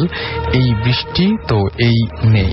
তার বোনের বাসায় যেতে একটি ছোট নদী পার হতে হয়। বর্ষার কারণে সেই নদী একদম ভরাট, তাই পারাপারের জন্য একটি ডিঙি নৌকা থাকত।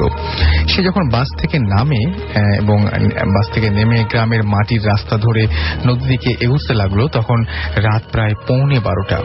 রাস্তাঘাটে কেউ নেই, কোনো মানুষজন ছিল না। তখন চিপচিপ বৃষ্টি পড়ছিল, চারিদিক অন্ধকার এবং পথে কাদা হওয়ার কারণে হাঁটতে তার একটু সময় লাগছিল। এবং রাসেল ভাই, আপনি জানেন নিশ্চয়ই যে গ্রামের রাত 12টা মানে গভীর রাত। তাই টিচার একটু চিন্তায় পড়েছিলেন যে তিনি নদী পার হওয়ার জন্য কোনো নৌকা পাবেন কিনা। তাই তিনি কষ্ট সত্ত্বেও জোরে জোরে হাঁটতে শুরু করলেন এবং মাঝে মাঝে আকাশে চমকানো বিদ্যুতের আলোয় দেখে পথ চলতে লাগলেন। এক সময় সে নদীর ঘাটে এসে পৌঁছালেন তিনি এবং সেখানে দেখলেন একটি মাত্র ছোট ডিঙি নৌকা আছে। নৌকা দেখে তিনি খুব খুশি হলেন। আর কিছু না বলে নৌকাতে চড়ে বসলেন তিনি এবং নৌকার মাঝি ছাড়া সেখানে আর কেউ ছিল না। টিচার নৌকায় ওঠার সাথে সাথে নৌকা চলতে শুরু করলো। মনে হয় যেন মাঝি তার জন্যই অপেক্ষা করছিলেন। নৌকা চলার এক সময় টিচার লক্ষ্য করলো যে নৌকার যে বৈঠা সেটা চালানোর কোনো আওয়াজ তিনি পাচ্ছেন না, কিন্তু নৌকা ঠিকই চলছে। তখন সে পিছন ফিরে তাকালো এবং যা দেখলো সেটা হচ্ছে যে মাঝি চুপচাপ বসে আছে আর নৌকাটি নিজে থেকেই চলছে। টিচার ব্যাপারটা তেমন একটা পাত্তা দিল না। ভাবলো হয়তো বাতাসে বা হয়তো দেখা গেল যে স্রোতের কারণে নৌকাটি একা চলছে। একসময় নৌকাটি ঘাটে এসে ভিড়ল। নৌকা থেকে টিচার নামলেন এবং নামার পরে ভয়ঙ্কর ঘটনাটি ঘটল। তিনি টিচার নামার পরে যখন মাঝিকে জিজ্ঞেস করলো যে কত নেবে, মাঝি কোনো উত্তর দিল না এবং পুরো নিশ্চুপ ছিল, পুরো যাত্রায় তার যেমন ছিল সেরকমই নিশ্চুপ তখনও, এবং টিচার 2-3 বার জিজ্ঞেস করেও কোনো উত্তর পেল না। এখানে বলে রাখা ভালো যে বৃষ্টির কারণে মাঝির গায়ে একটি চাদর ছিল যা মাথা সহ ঢাকা, এবং মহিলারা যেভাবে ঘোমটা দেয় ঠিক সেরকম ভাবেই সে মাথায় চাদর দিয়েছিল। তখন সে বিরক্ত হয়ে টাকা বের করে এবং টাকা মাঝিকে দিয়ে সে যা দেখলো তা কোনোদিন স্বপ্নেও কল্পনা করতে পারেনি। সে দেখতে পেল যে মাঝির মাথাটি সম্পূর্ণ উল্টো দিকে ঘোরানো। এই দৃশ্য দেখে টিচার চিৎকার দিয়ে জ্ঞান হারিয়ে ফেলেন, এবং যখন তার জ্ঞান ফিরে আসে তখন তিনি দেখতে পান যে 2জন মাছ ধরার লোক তার পাশে দাঁড়িয়ে আছে, যারা তাকে ভোরবেলা মাছ ধরতে এসে পড়ে থাকতে দেখতে পায়। তখন জেলেদের সব ঘটনা তিনি খুলে বলেন, এবং যা শুনল তাতে আরো অবাক হলো। জেলেরা বলল যে এখানে কোনো নৌকা তো চলেই না, তিনি যেখানে এসেছেন সেটা ভুল জায়গা, এখানে নৌকা পারাপারের কোনো ব্যবস্থাই আসলে নেই। যে ঘাট এবং একটা শুধু ঘাট আছে সেটা অনেক দূরে নৌকা পারাপারের জন্য। টিচার রাতের আধারে ভুল পথে চলে এসেছিলেন। তাহলে টিচার নদী পার হলেন কি করে, সেটা এখনো এক রহস্যই থেকে গেছে। পাঠিয়েছেন সোমেল রহমান দিনাজপুর থেকে। ঘটনা শুনবো, প্লিজ আপনার ঘটনাটা বলুন। Hello listener, this is Asif from Jurain medical road. তো আমি যে ঘটনা আজকে শেয়ার করবো সেটা হচ্ছে আমার সূত্রাপুরে ক্লোজ ফ্রেন্ডের কাছ থেকে এই ঘটনাটা ঘটে। মাথা বেশি নাড়ানো যাবে না এবং কথা মাইক্রোফোনের কাছাকাছি বলতে হবে। তো ওই ফ্রেন্ডের মেজো বোন রিমাপুর সাথে ঘটনাটা ঘটে। তো ঘটনাটা ঘটে সূত্রাপুরে একটা অ্যাপার্টমেন্টে। তো ওরা ও বাসার 6 তলায় থাকতো। আপুর হাজবেন্ড অনেকদিন যাবত সৌদি আরব থাকে। তো উনি একটা পর্যায়ে দেশে আসে। তো উনি একদিন রাতে তার মেয়েকে মাঝে রেখে তারা 2জন দুপাশে ঘুমাচ্ছিল। তো হঠাৎ করে রাত্রে তিনি জিনিসটা দেখতে পেলেন, সেটা হচ্ছে 2টো হাত, অনলি 2টো হাত, আর কোনো বডির কোনো কিছু দেখা যাচ্ছে না। তো হাত দুটো ওনার মেয়েকে নেওয়ার জন্য তো সামনে আসে। তো আসার পর উনি ব্যাপারটা খুব এর আগেও সৌদিতে উনি অনেক কিছু দেখছে, তো এই কারণে বুঝতে পারে ব্যাপারটা। তো উনি ধরে হাত দুটোকে ঝাড়া মারার পর কিছু দেখা যায় না, তবে হাত দুটোটা ওয়ার্ডরোবের উপর একটা ফ্লাক্স ছিল, একটা খেলনা ছিল, খেলনার গাড়ি। তো ওই দুটো পড়ে যাওয়ার পর তিনি বুঝতে পারে যে এই জিনিসটা ওইখানে গিয়ে পড়ে। তো দেন তিনি তার মেয়েকে নিয়ে বসে থাকে, পাহারা দেয়। তো আর কিছু হয় না। তো এই ঘটনার ঠিক 5 মিনিট পর আপুর পিঠে কে যেন জোরে একটা চড় মারে। তো এই চট মারা যে অনেক হাতের একটা বড় লম্বা পাঞ্জার দাগ পড়ে যায়। তো এই জিনিসটা 2 দিন থাকে ওনার শরীরে। তারপরে কিছুক্ষণ পর পুরো রুমে এসি অন ছিল, তারপরেও রুমে এত বাতাস, কোত্থেকে জানি এত বাতাস আসে। তো জানালার পর্দাগুলো ফ্যানের সাথে বাড়ি খাচ্ছিল, এরকম অবস্থা। তো ওই দিন রাতে আর কিছু ঘটে না, নর্মালি সকালে সবাইকে বলে ব্যাপারটা। এর পরের দিন রাতে যেটা হচ্ছে, ভাইয়ারা আর ঘুমায় না, অনেকক্ষণ জাগা থাকে। তারপর রাতে 3টার দিকে রবিনের ছোট বোন শান্তার বেশ ধরে ওর ঘরে আসে। আসার পর যখন মেয়েকে নিয়ে যাওয়ার জন্য চেষ্টা করে, তখন ভাই বুঝতে পারে এত রাত্রে তো শান্তা কখনোই আসবে না আমার মেয়েকে কোলে নিতে। তো আপা ধাক্কা মারে জোরে। তখন আপা মেয়েকে কোলে নিয়ে তখন বিভিন্ন দোয়া আয়াতুল কুরসি গুলো পড়তে থাকে। তো পড়ার পর তো কিছু দেখে না, আর ঠিক এর কয়েক সেকেন্ড পরে ভাইয়া ঘরের ভিতরে একটা ইলিশ মাছ পচা যেরকম একটা গন্ধ, সেরকম পচা একটা গন্ধ, অনেকটা ইলিশ মাছের মতো। তো এই গন্ধটা পায়। তো হঠাৎ করে তাকায় দেখে লম্বায় প্রায় মাটি থেকে একদম আপনার দেয়াল পর্যন্ত, ছাদের যে দেয়াল ওই পর্যন্ত, বাট কোনো মাথা ছিল না। তো ঘাড়ের দুপাশে 2টা চোখ ছিল, আর পেটের যে অংশটাতে একটা মুখ ছিল, বড় হা করা, দাঁতগুলো দেখা যায় স্পষ্ট। তো এই জিনিসটা দেখতেছে যে শরীর থেকে জমাট বাঁধা রক্তের মতো কি জানি পড়তেছিল। তো এই জিনিসটা দেখার পর তো ভাইয়ারা ঠিক এটা স্টে করে প্রায় 3 সেকেন্ডের মতো, 3 সেকেন্ড 4 সেকেন্ড, এরকম বেশিক্ষণ দেখা যায় না। এটা জাস্ট 2টা কদম দেওয়ার পর আগে 2টা কদম আগে বাড়ে, তারপর এই জিনিসটা ভ্যানিশ হয়ে যায়। তো ওই দিন সকালবেলা পরে ঘুম থেকে উঠে দেখে যে এসি অন করাতে জানালা তো ঘেমে যায়। তো ওইখানে বড় বড় 2টা হাতের ছাপ দেখে, তারা সবাই দেখে ঘরের। তো পরের দিন ভাই একটা ফকিরের কাছে যায়, যাওয়ার পর তাকে ঘটনাটা খুলে বলার পর তিনি কিছু তাবিজ দেন। তো বাসায় এসে তো তাবিজ গুলা জানালা লটকে দেন।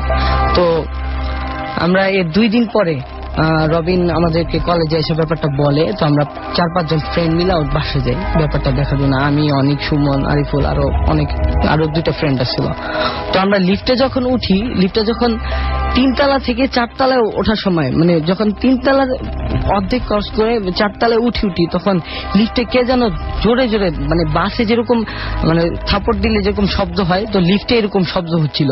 তখন রবিন মানে আমাদেরকে কিছু বলে না, তো আমরা জানতে চাই কি ব্যাপারটা। কয় না এটা কিছু না, এটা সবসময় হয়, এটা ওঠার সময় এরকম প্রবলেম করে। দেন ওর ঘরে গিয়ে যখন আমরা বসি তখন বলে যে মামা এই ঘটনার পর থেকে কিছুদিন ধরে আর কি এটা খেয়াল করতেছি।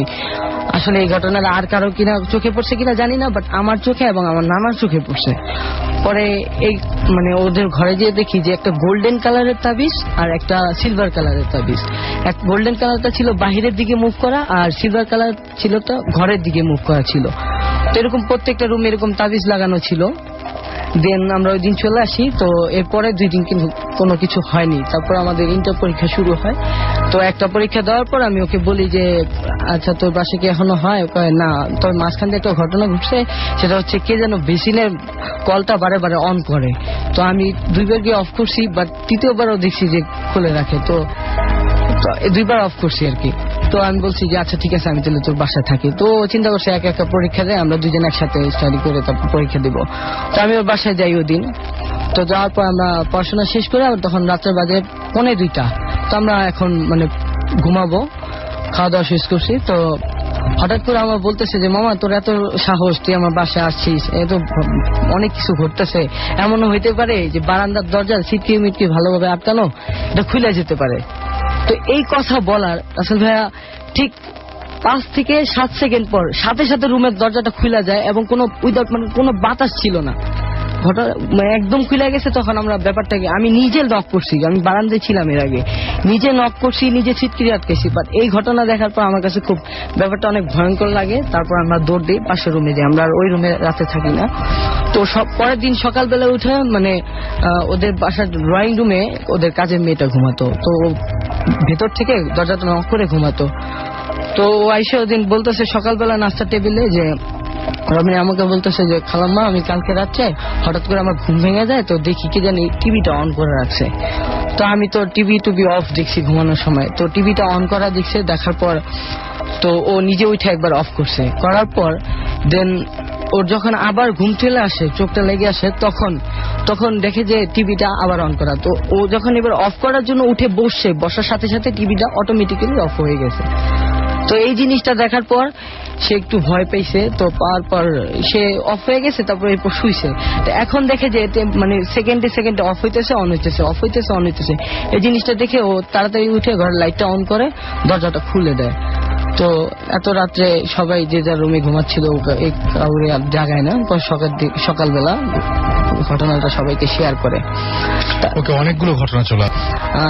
এটা হচ্ছে এই আমার মামাতো বোন, ও থাকে বিক্রমপুর রিকার বাজার। তো যে কলেজে পড়াশোনা করতো ওনার মানে ইংরেজি যে টিচার, তো ওনার কাছে উনি প্রাইভেট পড়তো। তো একটা পর্যায়ে ওনার সাথে একটা রিলেশন চলে আসে। তো ওনার সাথে অ্যাফেয়ার হওয়ার পর তো একদিন উনি প্রপোজ করার পর আপু বলতেছে যে তোমাকে আমি লাভ করি, তো তুমি বিয়ে করতে চাই। তো তখন ও বলে যে আসলে এটা সম্ভব না, কারণ আমি যদি এখন বিয়ে করি তাহলে আমি বাঁচবো না, আর যদি বিয়ে না করি তাহলে আমি 40 বছর বাঁচবো। তো ওর ব্যাপারটা বিশ্বাস করে না, আর ওনার মাকেও এই ঘটনাটা বলে, কিন্তু উনি বিশ্বাস করতে চায় না। তো ঘটনাটা হয়েছে যে ওনাকে একটা পরী অনেক লাইক করতো।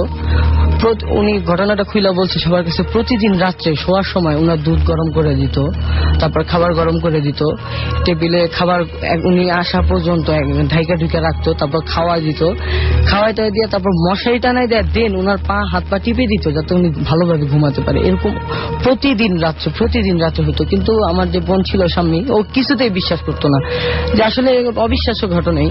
তো এরকম কেউ বিশ্বাস করতো না, ওনার মাও বিশ্বাস করতো না।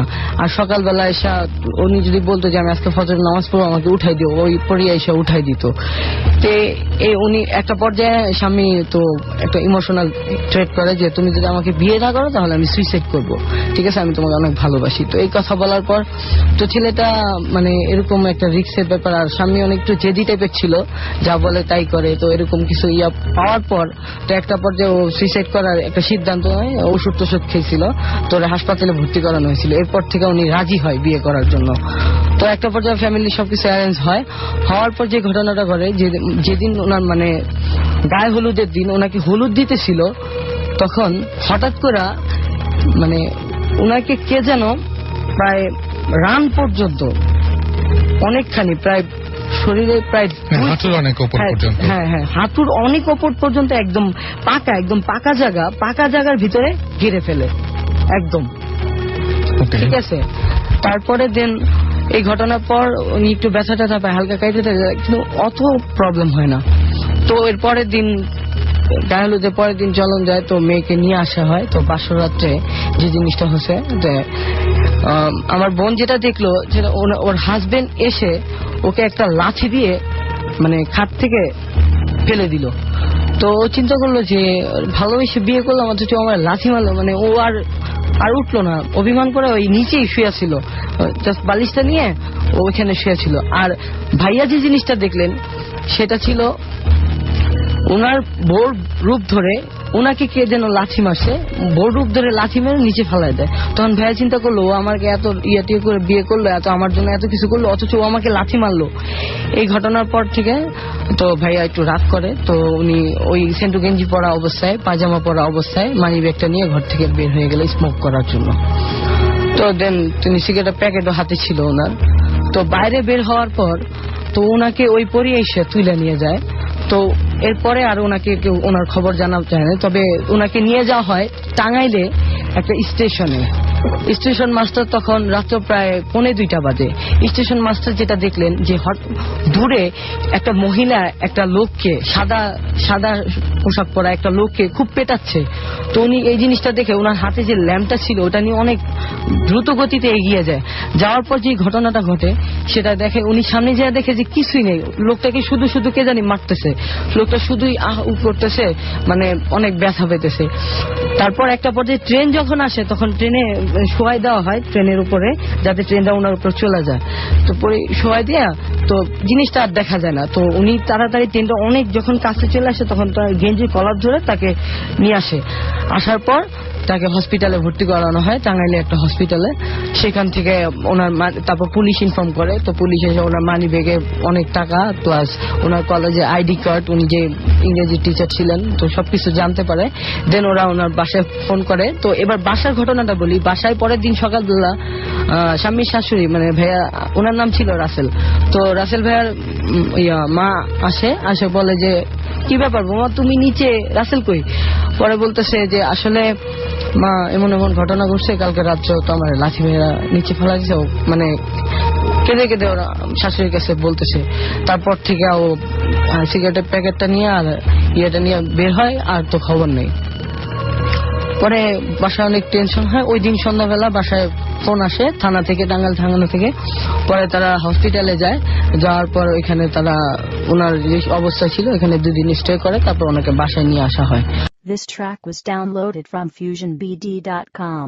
তো আসার পর তো ওনাকে ডাকা হয়। তো উনি টোটালি উনি যে ঘটনাগুলো ঘটছে, যে স্টেশনে মারছে, এগুলা তো ওনার মুখ থেকে আমরা পরে জানতে পারি। তো এগুলা আগেই বলছি। তো স্টেশন মাস্টার উনিও যা দেখে উনিও তা বলছে। বলার পর যে ঘটনাটা হয়, তারপর উনি ওনার ওয়াইফকে ডেকে বলতেছে যে তোমাকে আমি আগেই বলছি যে আমি বিয়ে করলে বাঁচবো না একদিনও, বাট বিয়ে না করলে আমি 40 বছর বাঁচবো। এই কারণে 40 বছর পর ও আমাকে নিয়ে যাবে ওর কাছে।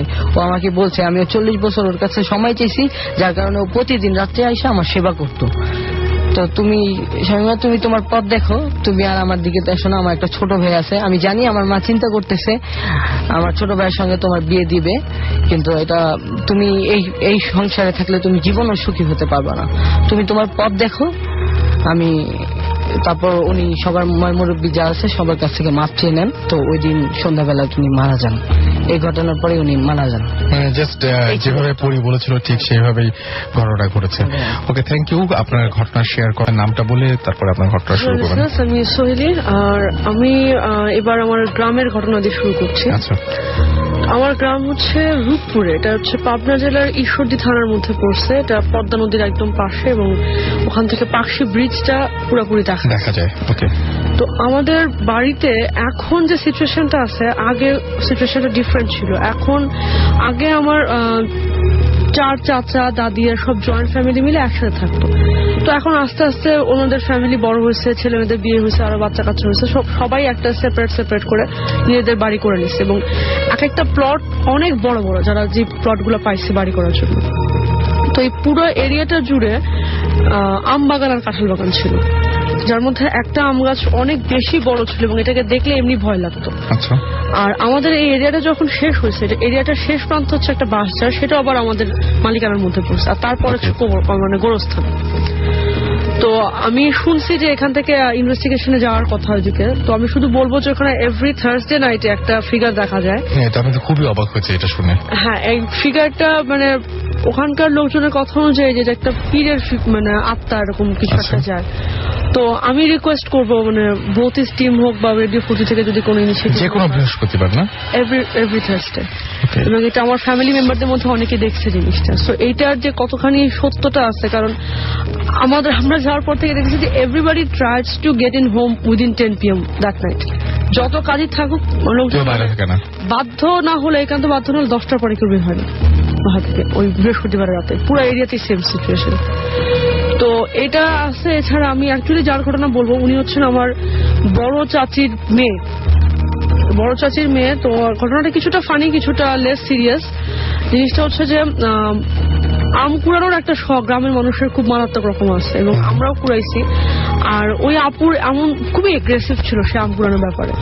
তো একদিন এরকম হচ্ছে যে স্কুল থেকে আসার পরে দুপুরবেলা এরকম ঝড়টর হচ্ছে, সে তার বোনের সাথে আম কুড়াচ্ছে এবং আম কুড়ানোর সময় সে যেটা করছে যে একটা আম ওর বোন নিয়ে নিছে হাত দিয়ে, সে ওটাকে কেড়ে নিয়ে নেয়।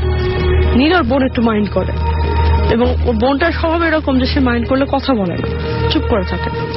তো এই যে সে ঘটনাটা ঘটাইছে, তারপরে যখন রাতের বেলা, এটা করছে দুপুরবেলা, তারপর রাতের বেলা সে যখন ঘুমাচ্ছে অলমোস্ট মাছ রাতে কটা বেলা, তখন তার খেয়াল নেই, অনেক ছোটবেলা অনেক আগের ঘটনা। তখন সে বলতেছে মাছ রাতে হঠাৎ করে তার ঘুম ভেঙে যায় এবং সে শুনতে পাচ্ছে যে তার সেই বোন এবং আমার দাদি, যার সাথে মানে তার 3 জন একসাথে রাতে ঘুমায়। তো সে শুনতে পাচ্ছে আমার সেই বোন, মানে সে তার বোন আর দাদি এরা বাগানে আম কুড়াচ্ছে। তো সে রাতে হুঁশ জ্ঞান হারায় দৌড় দেয়, যে সব আমরা কুড়ায় নিল, দৌড় দিয়ে আম কুড়াতে কুড়াতে বেশ কিছু দূর গেছে। তখন এখন যেরকম অনেকটা এরিয়া জুড়ে বাড়ি ঘর আছে, তখন এরকম ছিল না। মানে ঢোকার পর ফার্স্টে কিছু ঘর বাড়ি, তারপর পুরো বাগান খালি একদম। তো ও করে কি ওরকম দেখে ওদেরকে দেখতেছে, ও যতই আগায় যায় ওরা তার চেয়ে 1-2 স্টেপ বেশি আগাচ্ছে আমার দাদি আর, এবং কেউ কোনো কথা বলছে না। তো ও কারোর সাথে কোনো কথা বলছে না। সে একটু পরে চিন্তা করে যে এত মানে সাইলেন্ট কেন এরা, আর বুঝতে পারলাম যে আমার বোনটা রাগ করছে, এই জন্য সে কথা বলছে, দাদি কেন কথা বলতেছে। তারপর আবার আগায়, ওদেরকে ধরতে আর পারছে না। তারপরে বেশ কিছু তো সে চলে যায়, প্রায় গোরস্থানের কাছাকাছি চলে আসে। এমন সময় সে দেখতে পারে যে ওর বোনকে বলে যে এই তুই কথা বলতেছিস কেন, আমার সাথে রাগ করে আসছিস এখন, আমি তো নাম নিয়ে নিয়েছিলাম দেখে। তো তখন তারপরে কথা বলে না। তারপরে সে বলে দাদি আপনি কথা বলতেছেন না কেন, আপনি রাগ করে আসছেন কিসের জন্য। এরপর যখন কোনো রেসপন্স করে তখন তার খেয়াল হয় যে এরা আম কুড়াতে কুড়াতে এদিকে কেন যাচ্ছে, আর দাদি তো চুপ করে থাকবে না। এইরকম করতে প্রায় 15-20 মিনিট পার হয়ে গেছে এগুলো করতে করতে। হঠাৎ করে আস্তে আস্তে তার খেয়াল হয় যে আশেপাশে কেউ নাই, সে দিব্যি একা দাঁড়াচ্ছে, কোনো আম নেই, কিচ্ছু না। সে তখন মানে, এবং সেটা গোরস্থানটা দেখা যাচ্ছে এমন মানে সে বাগানের শেষ মাথায় চলে গেছে। তখন আর কিছু না বলে কোনোভাবে চিৎকার দিয়ে দৌড়ে সে বাসায় ঢুকে। তো এই ছিল ঘটনা। এইটা মানে ছোট্ট একটা ঘটনা। কি চাচিরটা কি না, চাচিটা না, আমি বলছিলাম যে আরো ছোট ছোট ওখানে তো অনেক ঘটনা ঘটে এরকম, বেশ কিছু ঘটনা, যেমন আপনি একটু বলেন পীর সাহেবের ঘটনা, এরকম টাইপের আর কি কি প্যারানরমাল জিনিস আছে, এটা কি মনে আছে আপনার এই মুহূর্তে? মনে পড়ছে এরকম কিছু জিনিস আছে এরকম, যেমন আমার বাবার সাথে আমি বড় গাছটার কথা বলি আপনাকে, যেটা নিয়ে আমার ধারণা ছিল যে ওরা হয়তো ভুল বলতেছে। মানে গাছের একটা ডাল ভেঙে যায় একবার, অনেক বড় একটা ডাল ফর নো রিজন ভেঙে যায়। তো আমি এবার যে চিন্তা করতেছিলাম যে হয়তো লজিকটা এরকম যে গাছের ডালটা শুকায় গেছিল মানে ভেঙে গেছে। হ্যাঁ, and coincidentally I came to know, মানে এইবারই যখন গেলাম তখনই আসল ঘটনা জানতে পারলাম। তো আমার একটা কাজিন ছিল ওই এলাকাতেই থাকে, ওখানেই থাকে, সে বিশ্বাস করতো না জিনিসগুলো। ওই এরিয়াতে থাকার ছোটবেলা থেকে জন্ম থেকে ওখানে আসছে, স্টিল সে বিশ্বাস করতো না।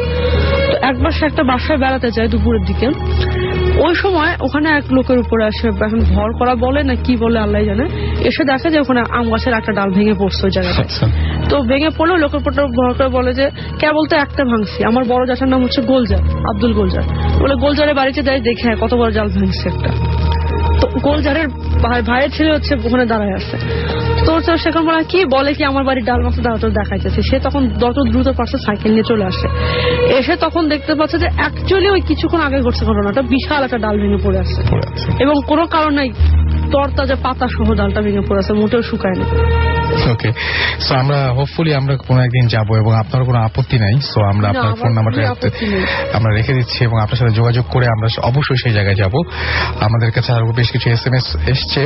আমাকে তৌফিক SMS করেছেন এবং তিনি SMS করেছেন যে আজকে আমার আলম ভাই এবং অর্পিতা আপা, আলম ভাই অর্পিতা আপাকে বিয়ে করেছে। ওকে, তাদের জন্য অনেক শুভকামনা থাকলো। আকাশ মোহাম্মদ আমাদের SMS করেছেন, না আকাশ আমাদের মোহাম্মদপুর থেকে SMS করেছেন যে রাসেল ভাই আচ্ছা তিনি হচ্ছে এখনো ভয় পাচ্ছেন না। আচ্ছা তাহলে আপনি একদম মানে পুরোপুরি সবকিছু আপনি ভয় পাওয়ার কোনো সম্ভাবনা নেই। আর আপনি একটা কাজ করতে পারেন, আপনি জানি না যে কেন ভয় পাচ্ছেন না, তবে ভয় না পাওয়ার এরকম উপায় খুঁজে বের করতে পারেন, সুবিধা হবে শুনতে।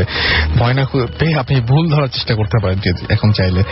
এসকে রনি আমাদের SMS করেছেন শনি আখড়া থেকে এবং তিনি হচ্ছে আমাদের সাথে এক কাপ চা খেতে চেয়েছেন। আপনার ঘটনা পাঠান রনি, এবং আপনার ঘটনা যদি সিলেক্টেড হয় দেন আমি আপনাকে কল করবো এন্ড দেন আপনি রেডিও ফুডতে চলে আসবেন এবং আমরা সবাই মিলে একসাথে চা খাবো।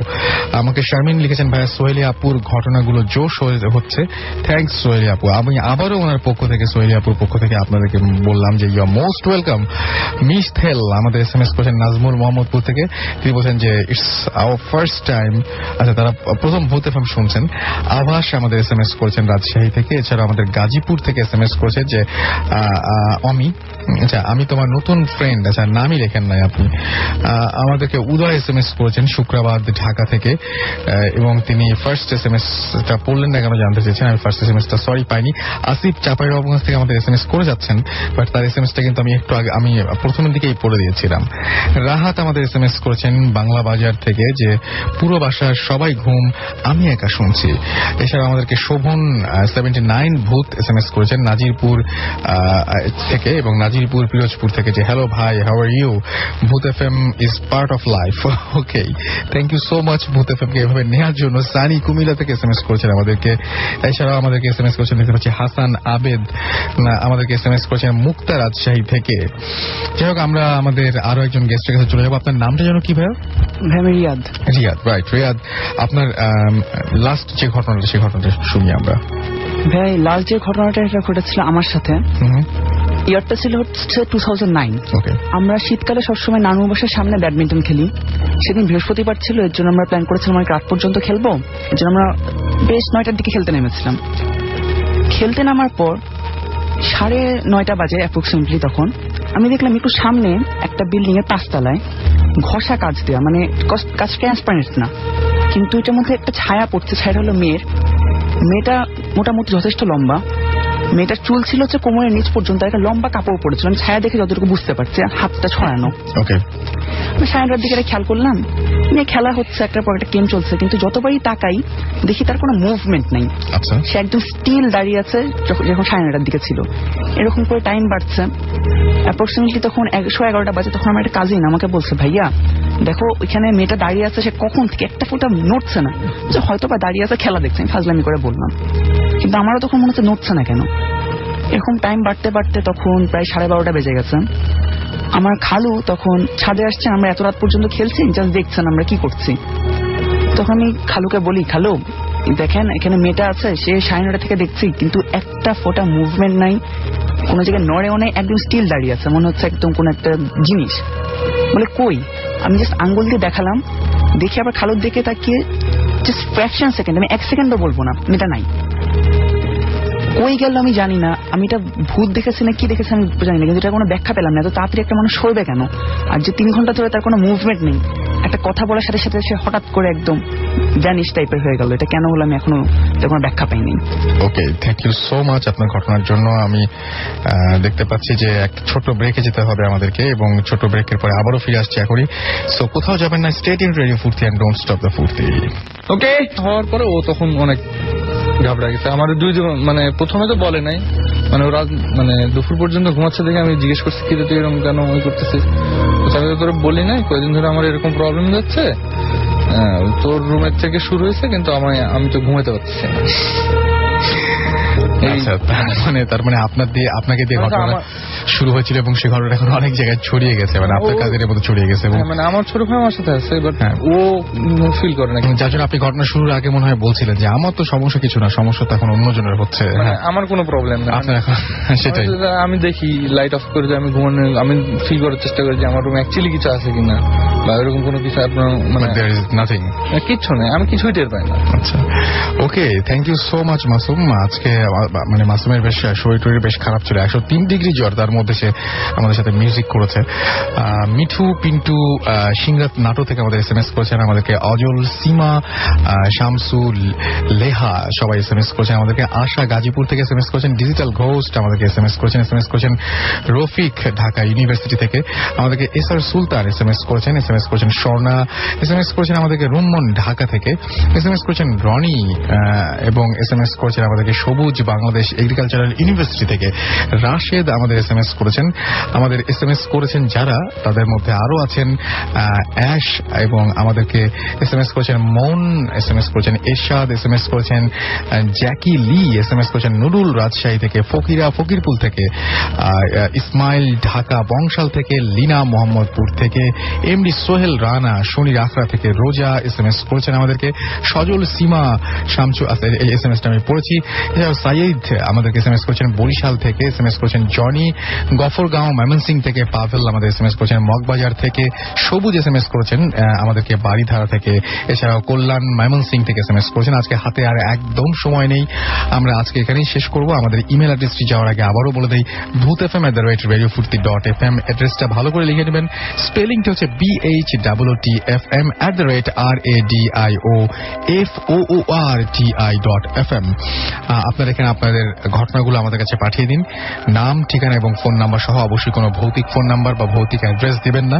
যারা স্টুডিওতে এসে বলতে চান তারা সেটা শুরুতেই উল্লেখ করবেন। যদি ফোন দেওয়ার নির্দিষ্ট কোনো টাইম থেকে সেই টাইমটা আপনারা অবশ্যই লিখে দেবেন। আগামী সপ্তাহে আবার নতুন অতিথি, অর্থাৎ আপনাদের মধ্যেই কাউকে না কাউকে নিয়ে আবারও ফিরে আসবো। সেই পর্যন্ত সবাই ভালো থাকবেন, সুস্থ থাকবেন, সুন্দর থাকবেন, মোস্ট ইম্পর্টেন্টলি ফুর্তি থাকবেন। এবং মাসুম কথা দিয়েছে যেহেতু একটা অনেকগুলো ভয়ের ঘটনা এবং লাস্ট সেই শেষ করেছে, সুতরাং রাতের বেলায় জমজমাট গান থাকবে রেডিও ফুর্তিতে, যেগুলো শুনে আপনি আবারও নতুন উদ্যমে মন থেকে সমস্ত ভয় দূর করে ফুর্তির মুডে ফিরে যাচ্ছেন।